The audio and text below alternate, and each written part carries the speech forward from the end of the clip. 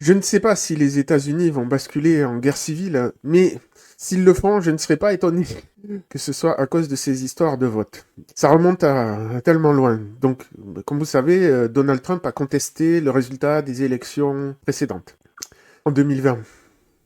En fait, le problème n'est pas réglé. Le problème, c'est que, qu'il ait raison ou tort, j'en sais rien, mais le problème, c'est que il y a tout un tas d'États aux États-Unis où on peut voter sans présenter sa carte d'identité. Et ça pose des problèmes de toute évidence.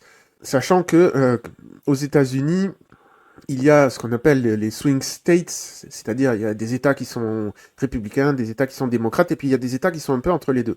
Et ben, évidemment, vous avez compris que ça se joue à très peu, et donc le fait d'autoriser ou d'interdire le vote à certaines catégories de population, ça peut changer potentiellement le résultat. Donc les élections de mi-mandat qui se rapprochent en novembre vont être absolument cruciales, et c'est pas tellement les programmes qui posent problème des uns et des autres.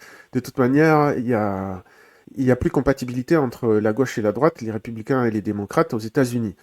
Le problème, c'est désormais qui aura le droit de voter. Et s'ils ne règlent pas ce problème, les Américains, eh ben, il pourrait bien y avoir euh, un des deux camps qui conteste les élections. Et là, après, jusqu'où ça peut aller, ces histoires, c'est pas du tout évident.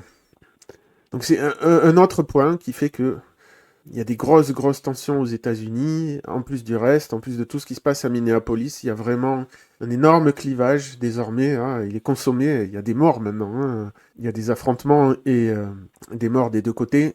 Mais pour l'instant, il n'y a pas, à ma connaissance, division entre les forces de l'ordre. Quand je dis forces de l'ordre, c'est police, milice, militaire.